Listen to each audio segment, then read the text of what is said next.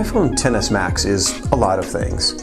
It's a lot bigger than the XS, it's a lot more screen than the 8 Plus, and it's a lot more expensive than the XR. But in this case, does bigger always mean better? I'm Shawn from Silicon Theory, and I'm going to attempt to answer that question. This is my iPhone XS review.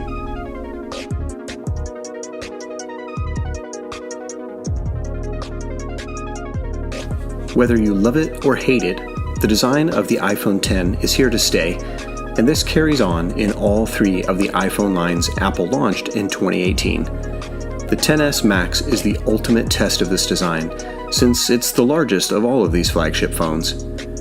Whatever your thoughts, the all-glass front and back of the iPhone is elegant, if not overly durable. Glass can chip, shatter, or crack, but I think most people are probably fine with the trade-off in gaining better signal reception and wireless charging.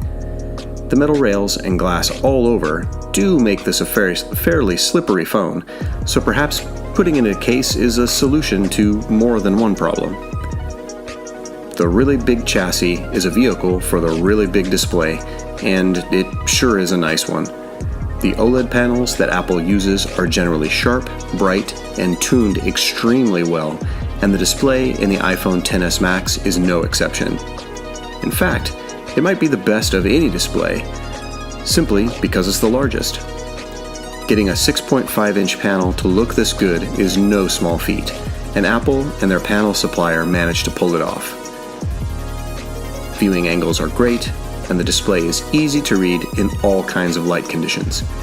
If you want the biggest and best screen around, you won't find many that are better than this one. The camera on the XS Max has been the subject of many tech channel reviews, and I'll spare you a rehash of what everyone else has said. Instead, I'll simply say this: it's very good, and you will be happy with the picture as it takes. Are the Pixel phones still photos better and more consistent? Probably yes, but that doesn't mean that the XS Max camera is bad by any stretch of the imagination. And in fact, for video, it may have the best camera around, period.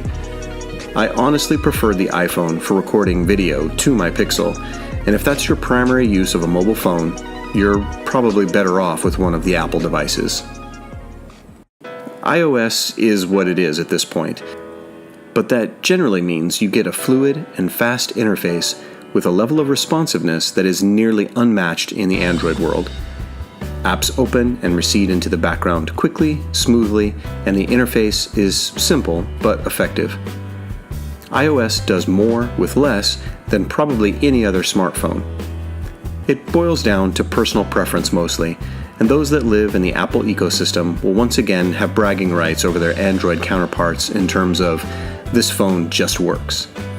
Whether that's true or not in the long term remains to be seen, but this device certainly has headroom to spare at this point. Face ID is in its second generation now, and it's faster than ever. While my personal choice is still for fingerprint authentication, no one can deny that when Face ID works, it works incredibly well. It still spat out an occasional face fail, but only very rarely in my time testing the phone. And I even tried to fool it with sunglasses, hats, the whole nine. Face ID cut through all of them to recognize me.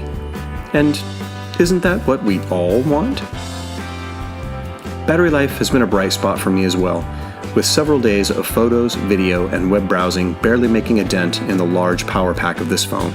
For my uses, a few hours of audio streaming, a couple hours of videos, and random texts, phone calls, emails would have this monster lasting well past a day and into the next in most cases. Everyone's usage will vary, of course, but for loads of people, the XS Max battery life will meet their needs and then some. So, who should buy this device? Even though I have lots of good things to say about the newest iPhone, this is a tougher question to answer than you might think. There are things that aren't so good. It doesn't have a headphone jack, and you won't find a dongle in the box anymore, but you will find a puny 5-watt wall adapter, even though these phones are capable of faster charging speeds. And then there's the price. The base model with 64 gigs of storage will set you back $1,099, or around $54 a month depending on your carrier, and that's a lot of money. Heaven forbid you want more storage, because a step up to 256 gigs will run you $12.49. At those prices, it's hard to argue that the latest iPhone flagship does anything several $100s better than an iPhone 8 Plus or even the XR. It is a fantastic phone, and if you're independently wealthy or the kind that must have the latest and greatest, then you'll enjoy all that the iPhone XS Max brings to the table. But for everyone else, you can still get this same experience, minus a few things, in the iPhone XR, or save $100 and get the iPhone XS. I think you'd end up being a lot happier with the money you saved. Thanks for watching.